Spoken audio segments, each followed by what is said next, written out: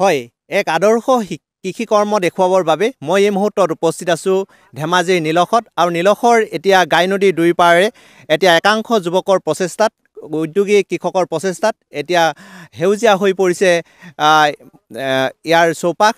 মই প্ৰথমতে মোৰ কেমেৰাৰ সহযোগীক দেখুৱাবলৈ অনুৰোধ কৰিছোঁ কেনেধৰণে এতিয়া এই গাই নদীৰ দুই পাৰত গাই নদীৰ বুকুত এনেধৰণে এতিয়া লাভজনক আলু খেতিয়ে স্বাৱলম্বী হৈ পৰিছে এই অঞ্চলৰ একাংশ কৃষক। এতিয়া দেখা গৈছে যে গাই নদীৰ দুই পাৰত যি সেউজীয়াময় কৃষি কাৰ্য চলি আছে এই কৃষি কাৰ্য এতিয়া সম্পূৰ্ণ হৈছে আৰু আলু খেতি বৰ্তমান তেওঁলোকে চপাইছে আৰু আলুৱে এনেধৰণে এতিয়া খনাত ব্যস্ত হৈ আছে একাংশ লোক। মোৰ সৈতে উপস্থিত আছে এই অঞ্চলৰ এজন উদ্যমী কৃষক। মই তেওঁৰ ওচৰলৈ পোনে পোনে যাব বিচাৰিছোঁ। আমি দেখিছোঁ যে আপোনালোকে আলু খেতি কৰি লাভজনক হৈছে আৰু আলু খেতি বৰ্তমান খান্দিছে আপোনালোকে। কেনেকুৱা ধৰণৰ উৎপাদন হৈছে, কিমান বিঘা ৰুইছিলে কওকচোন? আমি আলু পোনপ্ৰথমে মোৰ নামটো নিতুল শইকীয়া, মোৰ ঘৰ নিলখ বালিজানত। পোনপ্ৰথমে আমি আলু আপোনাৰ 15 বিঘা লগাইছিলোঁ আৰু এইটো জেগাত 10 বিঘা আছে। তাকে আজিৰ পৰা খান্দিবলৈ আৰম্ভ কৰিছোঁ। কেনেকুৱা হৈছে উৎপাদন আপোনাৰ বিঘাত এইটো 10 পৰা 12 কুইণ্টেলৰ ভিতৰত মাৰিব লাগে।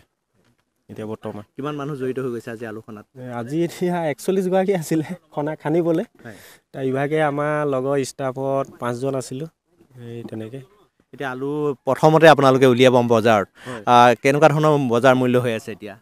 আজিতো আপোনাৰ 4300 গৈছে এইটো গাড়ী কুইণ্টেলত গাড়ী লোড হৈ আছে। আজি আপোনালোকে কিমান খান্দিলে এতিয়ালৈকে? আজি আপোনাৰ 50 বেগ পাৰ হ'ব নেকি, অলপ পেকিং কৰিবলৈ আছে এইখিনি।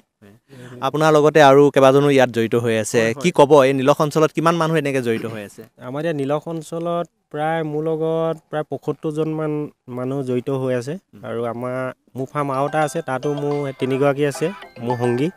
তাৰপৰা এইটো ফাৰ্মতো মোৰ 3 গৰাকী আছে আৰু বাকী মানে কৰ্মচাৰী হিচাপত এখেতলোক কৰে আৰু এইখিনি এতিয়া যিখিনি দেখি আছে আপোনালোকে। এই অঞ্চলটো আমি দেখোঁ যে বাৰিষা সম্পূৰ্ণ জলমগ্ন হৈ নদীৰ পাৰত কেনেকুৱা ধৰণৰ হেৰি হ'ব ইয়াত মানে এইটো আপোনাৰ বাৰিষাটো এইবোৰ আপোনাৰ একদম চৰ অঞ্চল হিচাপে আছিলে এইটোতো একোৱে খেতি নকৰে।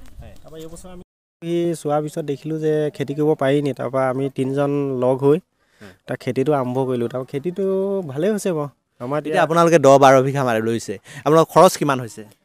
খৰচ ইয়াত মোটামুটি আমাৰ 12,000 মানকৈ হৈছে বিঘাই প্ৰতি। যথেষ্ট আগতীয়াকৈ হৈছে যেতিয়া আপোনালোকে লাভৱান হ'ব। লাভৱান হ'ম। এতিয়া ক'ত পঠিয়াব আপোনালোকে আলু?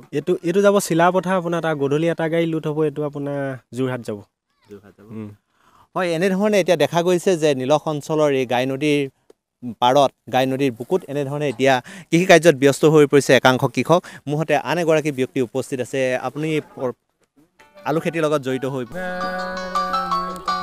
ইমান জড়িত নাছিলোঁ, কিন্তু এইবাৰ মই নতুনকৈ জড়িত হৈছোঁ। কিমান মানুহ জড়িত হৈ পৰিছে? এতিয়া আমি বৰ্তমান খেতিটো 3জনে কৰিছোঁ, নিতুল শইকীয়া, মোৰ নামটো বিনোদ মুণ্ডা আৰু মোৰ লগত আছে টাপুকা মুণ্ডা।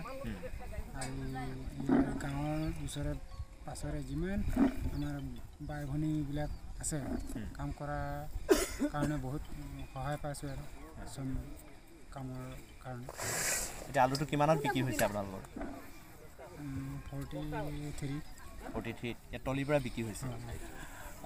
হয়, ক'ব লাগিব যে যি সময়ত কোৱা হয় যে পথাৰ আমাৰ বজাৰো আমাৰ, সেই দৃষ্টিয়ে ইয়াৰ যি ধেমাজিৰ নিলখ অঞ্চলৰ একাংশ যুৱ কৃষকে এনেধৰণে প্ৰশংসনীয় কৃষিকাৰ্যত ভৰ্তি হৈ পৰিছে। তেওঁলোকে লাভজনক আলু খেতি কৰিছে, গাই নদীৰ দুই পাৰে কৰিছে, লগতে গাই নদীৰ বুকুতো তেওঁলোকে এই খেতি কৰি লাভৱান হৈছে আৰু এনেধৰণে এতিয়া প্ৰথমবাৰৰ বাবে বজাৰত আলু উলিয়াই দিয়াৰ লক্ষ্যৰে তেওঁলোকে আজিৰ পৰা আলু খেতি তেওঁলোকে খান্দিবলৈ আৰম্ভ কৰিছে আৰু এনেধৰণে এতিয়া একাংশ কৃষক এই অঞ্চলৰ কৃষকে আলু খেতিয়ে তেওঁলোকে স্বাৱলম্বী হোৱাৰ প্ৰয়াস কৰিছে।